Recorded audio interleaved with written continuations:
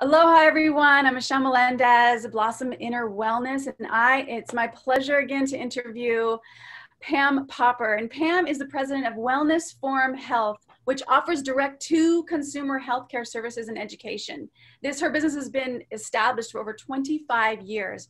She serves on the Physicians Steering Committee and the President's Board of the Physicians Committee for Responsible Medicine in Washington, D.C., and she's been featured in many widely distributed documentaries, including Processed People, Making a Killing, and Forks and Knives. She is one of the co-authors of the companion book, which was on the New York Times bestseller list for 66 weeks. And she's also the author of Food Over Medicine, The Conversation That Can Save Your Life. Pam, thank you so much for joining me today. Happy to be here. Lots to talk about, as you said. Oh my gosh, so much to talk about. So, well, I'd love to just hear from you. What's going on in your area with COVID, and how are you dealing with this? Because here on the Big Island, I'll tell you that in a second. But let's hear from you. Well, first I want to say my situation is quite unusual compared to everybody else. And what I mean by that is that my business is an essential business. We've never been closed. We make food, we own a school, we have a healthcare company. So we have our own yoga studio, we have our own gym. Everything that you need is here in this building, and I don't have to go anywhere except the grocery store. And you can pretty much find a store to go to without masks if you check around. You know, everybody finds the local places that you can get into. So things here are normal. I come here every day. We have social interaction with each other. So our world here, and we're very grateful for that, because you don't have to go very far outside of here to see the carnage, the absolute carnage of this. People who are socially disconnected, unemployed, homelessness is up, suicides are up. I mean, there's just carnage all over the place. And there's a resignation and a depression kind of setting in, I think, on people, because it seems like it's never going to end. I mean, I know it's going to end. You know it's going to end. We're doing these kinds of things to give other people hope and talk about what's going on. But I think there's a sense among people who feel a little bit more helpless than we tend to, that this is just going to go on forever. And it's a very debilitating kind of thing. And I think the economic insecurity is probably the worst of it. I mean, I'm not in danger of losing anything, but some people are. And, so I've said many times, once we get ourselves free, one of the things that we all need to make a commitment to do, and I'm making a commitment to do, is to invest in our communities. I mean, however much money I'm putting into all this MakeAmericansFreeAgain.com, it'll probably be 20 times that I put into helping to reconstruct, my community. It'll never be like we used to know it, but some semblance of it. So that's what's going on here. We're very positive. We have a lot going on that's constructive in this area, so yeah, we're positive, looking out at the population, saying, how much longer can these people take it? Yeah. And what city and state do you live in? I'm in Columbus, Ohio. Okay. So about 2 million people here. We have and by the way, Ohio is a terrible place to live right now, but it's compared to other places on the mainland. There are certainly many places that are worse. I mean, New York, anybody with money has just left New York. And, and the same thing with California.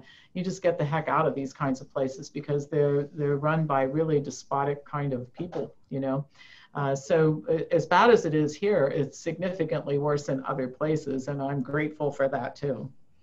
So that is wonderful. Yeah, Hawaii. I'll tell you about Hawaii in a little bit, but I wanted our conversation to go toward the fear and really what do people have to be afraid of, because I have done the numbers. We had it was in 2016, there was about 1,400 cases of the flu, 600 deaths, no lockdown.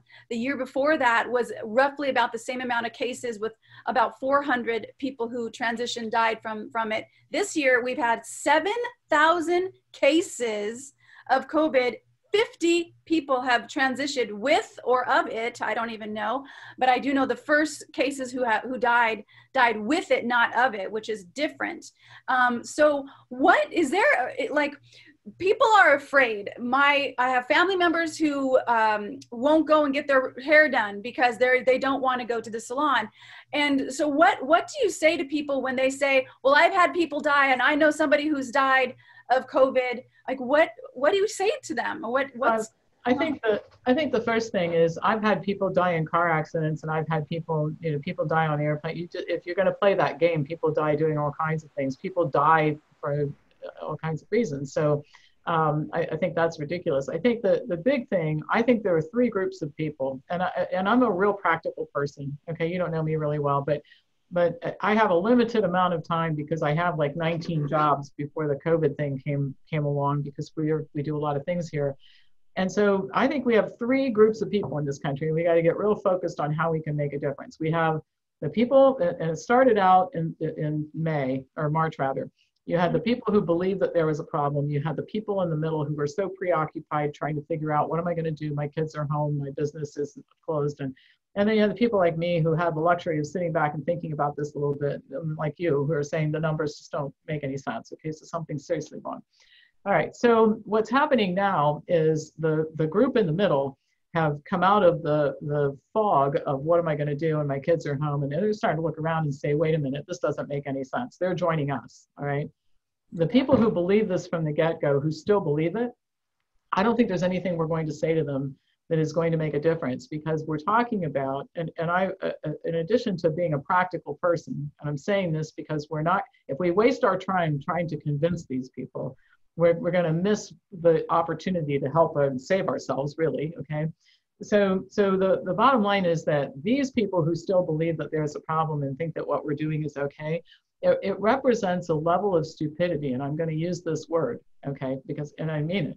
It's a level of stupidity that is so significant that I don't know that there's hope for these people. Now, we're going to save them anyway. I don't want to have dinner with them anytime after this is over, but we're going to save them because they're too stupid to save themselves at this point in time. They don't really realize what's going on. And so we have to stop focusing on them and worrying about them and all of the nonsense, constant nonsense. You want to sit and watch CNN and CNBC and believe everything that's said. I feel sorry for you, but I don't have any time for you. I've got to focus over here on the people moving our direction, on the people who are already in our camp. And we have to pay attention to the strategies that are going to get us out of this mess, because they're never going to let us go on their own. Oh, we absolutely. are going to take our governments back. We're going to take our society back. We are going to take care of them once and for all. It's not going to be the other way around.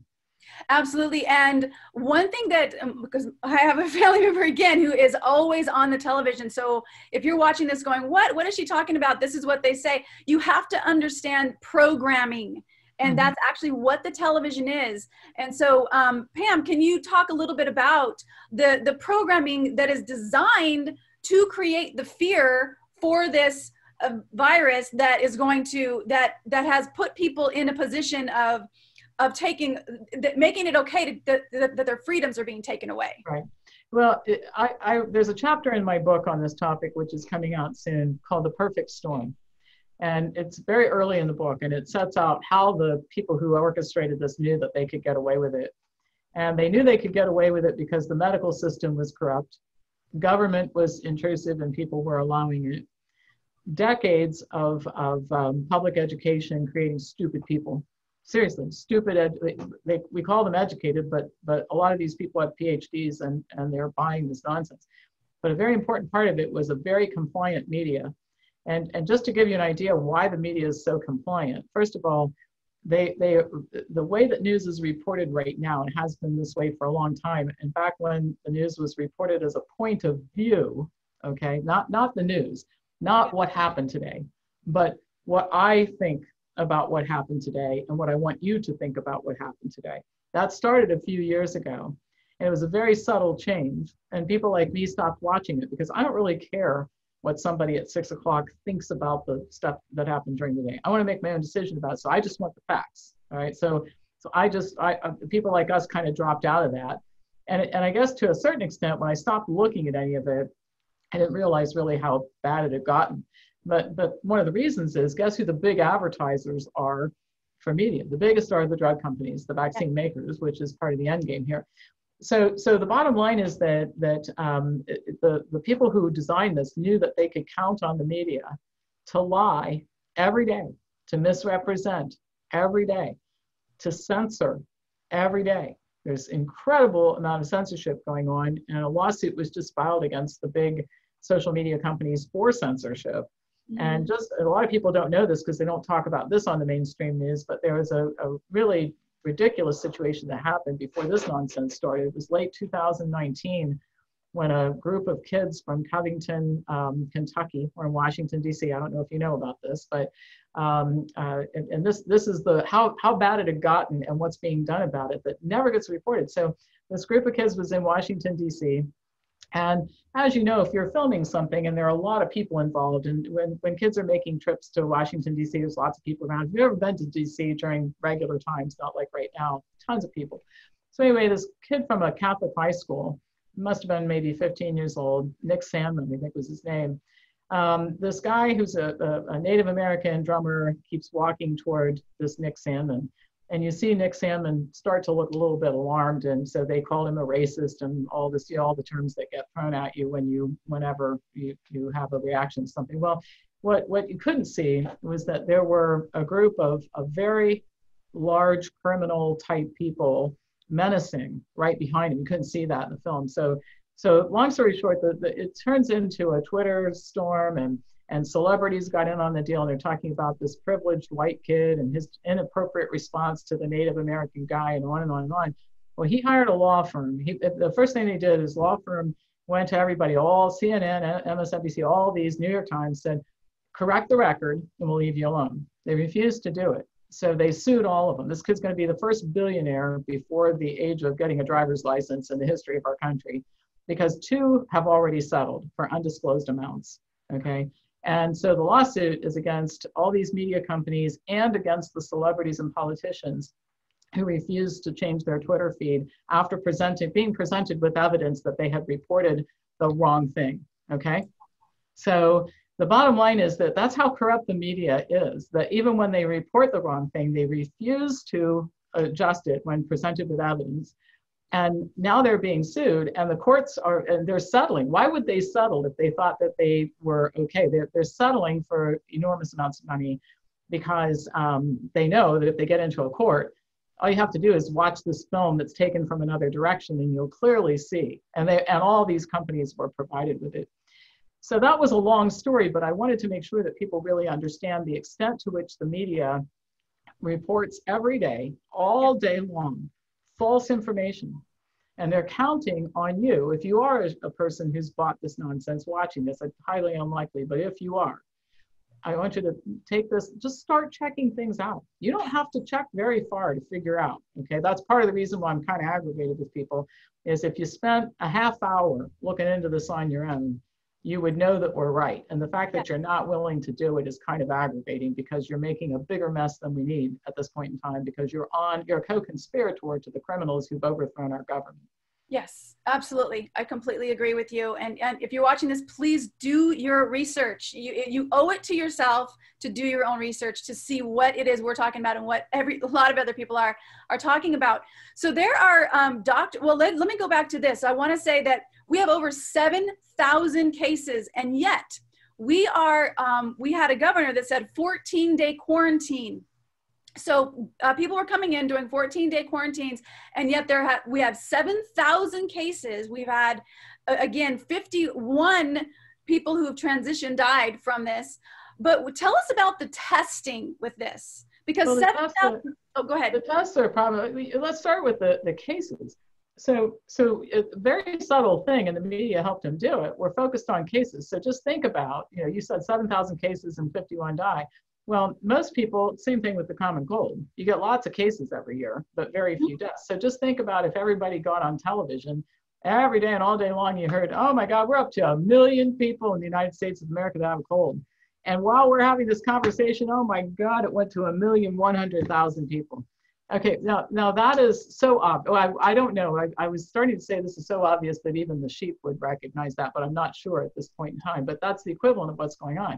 It doesn't matter how many people have this, right? If the tests were accurate and you had 7,000 cases, it doesn't make any difference. Most people, what if we had 7,000 cases of hangnails? Most people don't die from hangnails, okay? Somebody does. Somebody gets an infection and dies, but most people don't. All right, so, but the problem is worse than that, because the tests don't work. And in fact, since the last time I talked to you, the state auditor here in Ohio has launched an investigation, set up a website so that people who signed up to have a test and didn't have it but got a positive result anyway can report that. And they're taking these, and other auditors are doing the same thing. So there are some people in government who still have some integrity. We're starting to figure out something's terribly wrong here and do something about it. So the PCR test was never meant to be used for diagnostics. The person who invented it, Kary Mullis, won a Nobel Prize for the invention of it. It's a lab tool. It replicates things like DNA rapidly. So if you're working in a lab, it's a very useful thing, but it doesn't diagnose anything. And the antibody tests have an inaccuracy rate that's significant too. And in some of the small studies, you know, you show that like out of 200 people, you get 17 inaccurate. You say, well, 17 that are false positives or whatever, but 79 million people in the United States have had these tests. And so you start applying the same percentages and you're getting millions and millions of people who are getting false positives, false negatives. These tests are worthless. Rubbish is not a medical term, but it might be something that we would apply to this nonsense that's going on with the testing. And the testing is being promoted deliberately to gin up the numbers of cases and then to make a bunch of nitwits who think that having the flu, being a case of the flu, is a reason to stop everything. They can continue to do the things that they're doing. Yes, absolutely. And that is, so if you're watching this, the cases, like she said, it's not the cases, it's the number of people who've transitioned, which is so small. Right. And in Hawaii, we're like in the summertime. And so. So watching all these people walking around with masks and being compliant. And of course, the same thing happened. I liken this to what happened in World War II because it's very, very similar. The same thing happened in World War II. We had a lot of people who went along with what the Germans wanted to do because a lot of it sounded good, not understanding the evil agenda that was behind it, and actually ended up being co-conspirators. And some of those people were convicted criminally along with the Nazis, and that's going to happen here. I mean, I have in mind some civilian non-government co-conspirators that I personally want to go after once this is over myself. That's, yes, I could tell you a story that just happened this morning because it was so ridiculous with the masks, but I want to talk about the agenda. So if somebody goes, well, Michelle, why would they do this? Why would our government do this to us? Well, it's beyond just our government. It's a lot of very wealthy people in the world who would like to see the population reduced. They would like to see universal vaccination required for everybody. They would like to see people live in a different way where our behaviors are controlled. For example, getting rid of money, and you have to use only cards so that the government can track every place you go. They really favor a more dictatorship, communist type of agenda in terms of the way the world lives, and they really don't want to see the lines that drawn around countries. They want to see everybody live in one great big world that they essentially rule and make the decisions about, and then we just comply with what they want, and it would be a significantly smaller number of people. And at least one of them has practiced that population reduction in other areas of the world, which should scare us quite a bit. Wow. And so the vaccine, there's already a vaccine that's on trial, and there's several. To put a vaccine out that quickly, what is the deal with the vaccine? Why do they want people vaccinated? Well, first of all, I think there are a couple of reasons. What they really want to do is not just vaccinate, but they want to use this tattoo technology. And so everybody would be required to get vaccinated, and the tattoo would allow cops to walk around with smartphones and figure out if it's okay for you to be outside or not. You would need literally permission from health authorities to move from state to state or go anywhere or fly anywhere, have a job, go shopping, that sort of thing. So that's really the plan. It's sort of like a science fiction movie, only we're not waking up from it yet. Wow, this is yes, this is a scary time. This is a scary time. So what would you want to say to people who are going, well, what can I do? What can I do about it? What we've done, we think there's only one way around this, okay? Well, let me say there are 3 strategies that are going to make this go away, all right? One is massive civil disobedience, and that's starting to happen. I mean, thousands, and there's a protest in Ireland, and of course the mainstream media will lie to you and tell you that a few hundred people show up, but go watch it, okay? And you'll see that there were thousands and thousands of people, okay? 1,300,000 people marched in Berlin. And so this type of civil disobedience, entire counties just saying, we're opening up, we're just gonna go back to normal, do something about it. So massive civil disobedience is one thing, lawsuits is another. And we're working with a number of people around the country on a very, what's been going on with the lawsuits now, I think it's been sort of a mixed bag, some win, some lose. But I've likened some of the lawsuit activity like swatting flies in the kitchen while the door's still open. Even if you kill one, 3 more come in. We're working with some people to look at a strategic approach to this. In other words, instead of just filing something tomorrow because you're ticked off about masks, I totally get why that's happening, but looking at the bigger issue. And I'm not going to say more than that. I'm happy to do another one of these with you after the group I'm with files its lawsuit, because I think it has a lot of interesting stuff to talk about. And we know of other groups that are doing similar things. Not ever filed like this before, going into federal court, that kind of thing. So lawsuits are part of it. And then we have to vote out anybody who's for this nonsense. So if you have a despotic governor like we do, who's turned into a common criminal, we got to get rid of him. And if you live in one of these states, there you can do recall petitions. Every state has different laws, so I can't really tell you right now what to do because it depends where you live. But get signed up with groups locally, and then join our organization, MakeAmericans.com. We are not trying to usurp anybody's group. In fact, this is probably the only time in your lifetime you're going to hear this come from anybody's lips. I don't want your money. There's no place to give me money on that website. Okay, there's no donor button. And the reason is we want people supporting local groups and the groups that they're with right now. Send the money to them. What I need is your name. Because if I can say I represent 60, 70 million people or more, this gives us a lot of power. First of all, we can divide that list by legislative district, state by state, and start to take out bad politicians. And the second thing is we can organize more lawsuits and civil disobedience and that sort of thing. So, so get with local groups, find your tribe locally. And then join MakeAmericansFreeAgain.com and take advantage of the resources we already provide. We have the biggest homeschool resource center in the world right now. You want to get your kids out of school, we'll help you. We'll give you private instruction if you need help. Private coaches we have to help people get their kids out of school. We've got a legal resource center. We're gathering up lawsuits from all over the country, posting them there so attorneys can find each other and work together and all that sort of thing. And so anyway, that's you have to get busy. You can't just sit back and wait for other people to solve the problem for you. We all have to get busy working on it. Absolutely, absolutely. We have a Hawaiian Health Summit. If you want to go to hawaiianhealthsummit.com, that's coming up actually in 2 days. And I'm really excited to do that. And then we are going to be doing a demonstration walk called Hawaii Freedom Walk. That's going to be starting every single Sunday, every single Saturday, starting next week. And until we become free again, because we have a dictator right now. He's horrible. And the mandates and the emergency proclamations that he's signed over 12, I think now, emergency proclamations. It's been for nothing. Nothing's going on. Yeah. For not Hawaii, we've had, especially Big Island, we've had 0 people who transitioned, who died from this at all. And it's like I said, 7,000 people. And well, that should tell you this is nothing to do with health. This is everything to do with politics. It's everything to do with election meddling. It's everything to do with control and power. I don't know if we talked about this the last time, the Lucifer effect. Did we talk about that? Yeah. I remember you mentioned it, but go ahead. Yeah. So Lucifer effect was written by a guy by the name of Phil Zimbardo, he got interested in why good people do bad things. People who appear to be good people do bad things. He was fascinated with Jeff Milgram's work and some other people. So anyway, he staged this event at Stanford University, the Stanford Prison Experiment. It became very well known.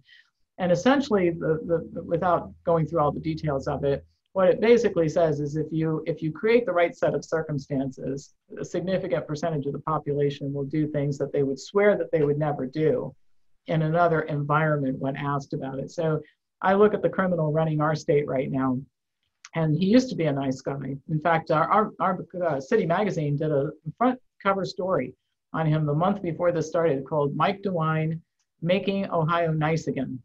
He was always known as a nice guy, got along with everybody. I didn't always agree with him on everything, but I've known him peripherally for long enough that I could probably attest to the fact that before this started, he would never have done the things he's doing now, and he's turned into a criminal. And the more control he has, the more he wants. Some legislators filed articles of impeachment against him on Monday. He's laughing. I mean, if I think the mere fact that you had a few people who said, we can't find anything else to do, you're so unreasonable at this point that we don't have any choice. The appropriate response is not smirking, okay? It really, you would think that if you were a decent human being, you would at least sit down with these people and say, look, what have I, because they're the same party, okay? It's just how disconnected he is right now from everything except his own power and whatever reason he's decided to do this. We have some ideas about what that reason is, but anyway, so we're watching the Lucifer effect in action every day, and it never ends. And some of it's so ludicrous that, again, the sheep that are watching this and thinking it's okay, I don't know if you heard, but in Maine, the Empress of Maine has them wearing cones. Have you seen this? No, I haven't. So, like, the cones that your dog wears after surgery to make sure you don't scratch. Okay, so they want restaurant workers to wear cones so that nothing can come down. Oh, and my so God. that is so insane and so humiliating, and so it's so disgusting. I don't even know what to say about a person who would suggest it. And again, anybody who would watch that and think that's a good idea, an acceptable thing to do to a human being, you are now one of the criminals. Any of you who are watching this, you're one of the criminals, and believe me, people like me are coming after you. And you might be laughing at this right now because the people who you're supporting are in power, but you know what? They aren't always going to be, so you better think long and hard about what you're doing. Oh, absolutely, absolutely. And this is the year 2020. Things have to come to light in 2020. They can't stay hidden. So that's and I know that there is a light force that is us, that we're bringing forth the truth of what needs to happen to not only just gain our freedom, but get out from the systems that were keeping us enslaved, that people didn't even know were enslaving us, like the school system. Well, I've said often that in retrospect, I've been through all these phases of things, during the last several months. And there was a period of time when I kind of reminisced about February, but love to go back to February where things were normal. I don't want to do that anymore. And because to go back to February where things were normal would be to go back to a period of time where things were careening toward this disaster. Yeah. And so sooner or later, something was going to happen. I don't think anybody could have predicted this, but it is what happened. And now we have to fix it, obviously. And we're never going back to the way things were before. We should never let it happen to go back to the way things were before. We need to hold people accountable, and we need to create a new normal, not the one the despots have in mind, but an actual new normal where we have an accountable media, an accountable medical system, an accountable government, and an accountable education system. And I'll tell you, I don't know if we talked about this last time either. I do so much of this, and so I don't know when I'm repeating myself, but I look for vulnerabilities in despots. I won some pretty interesting battles against people a whole lot richer and more powerful than I am. And I'm not going to win this for everybody. I'm just doing my little part. But I look out there and things are not going so well for them. Okay. And so this, and I think this is what we have to smile a little bit about. So the first thing is we had countries that didn't go along with this, and their data is really disturbing. Okay, so there's a comparison, and there wasn't supposed to be because everybody was going to lock down, right? Then we had, so that was bad. Then we didn't lock down the whole country. So now you've got comparisons. That governor from South Dakota sure is irritating to them, right? Yes, she's amazing. Yeah. So she's a thorn in the side. And then, if you're pro-vaccination and you're really all about everybody getting vaccinated, we'll shut down the schools, and then the kids don't need vaccines to get into school. And vaccine uptake's dropping like a rock right now. So much so that, they're saying you got to get vaccinated to log on. And then parents are saying, well, my God, if they're going to be home, I might as well just let's do it at home.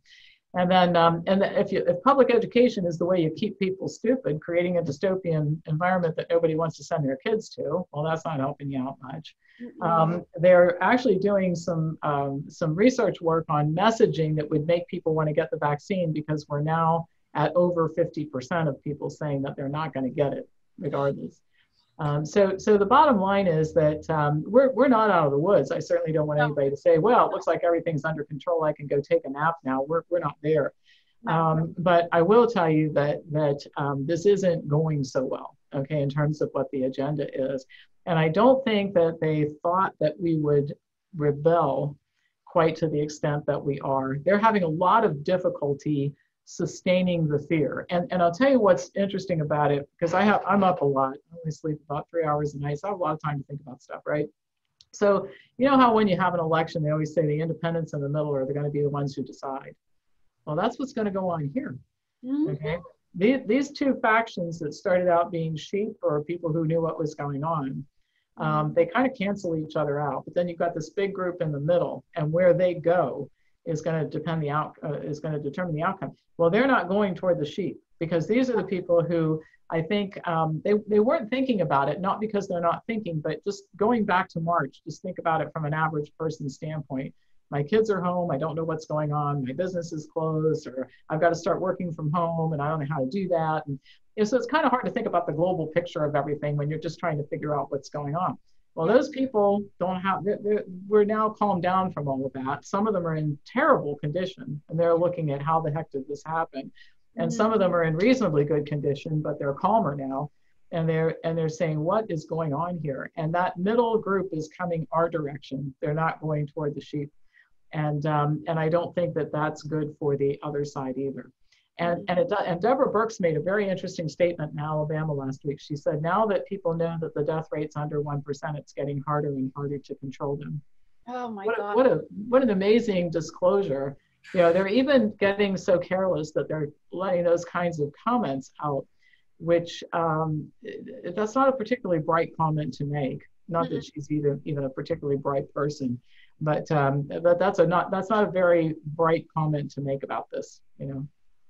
Wow. And so let's go just quickly. I know you did this on the last interview, but I want to do it again. The numbers for the places that haven't locked down, like South Dakota, is huge. Is basically they're saying they have I think it's some type of motorcycle event that happened or is happening, and she's like, come and visit. And so talk about a little about that, and then Sweden, because we talked about that too. And well, this is one of the easiest things to check out. So if there are any sheep watching this who are saying, I'm getting angrier and angrier, Pam, still watching, I'm getting angrier.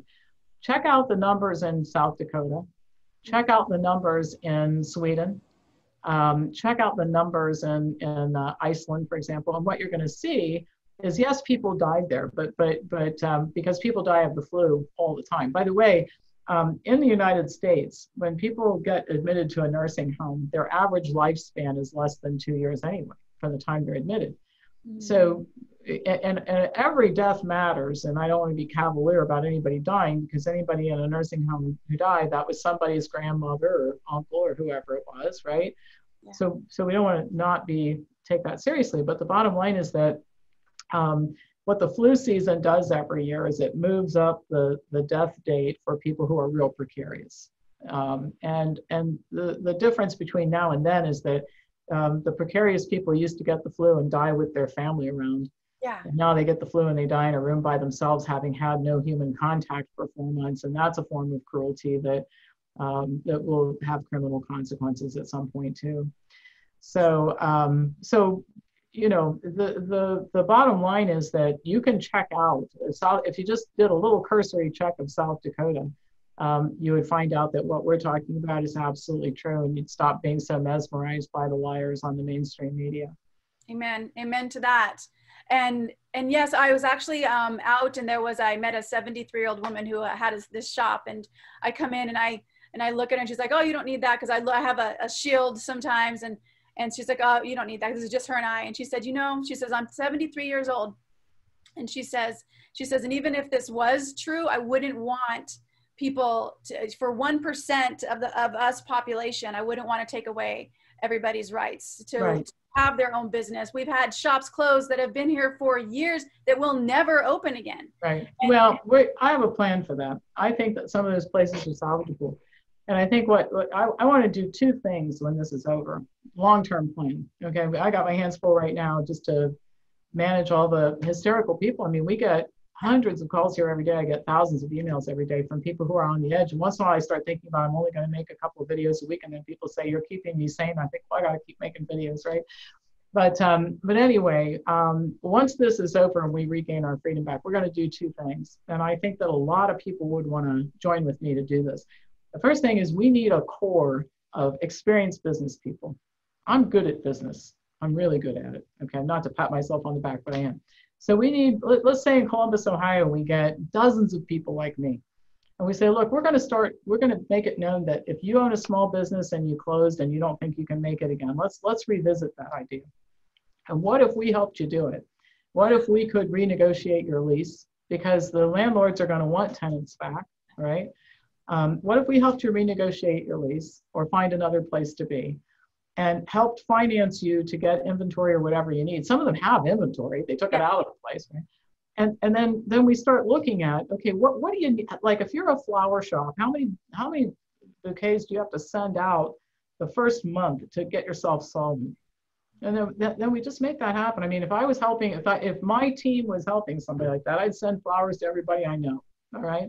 And that would be a way I could contribute to that, in addition to the helping out. So I think some of these businesses are salvageable, and the people would do it if they thought that they had help and support and all that kind of stuff. The second thing that I want to do is we have teachers retire pretty early, and a lot of them have retired even earlier because they've been disgusted with public education for a long time, right? We put together a core of teachers. And I've already talked to a couple of people in churches around Columbus just to put this up the flagpole. And, you know, all these kids that are in the economically disadvantaged areas who've gone back, they went backwards in the 3 months in the previous school year. It's going to be devastating, okay?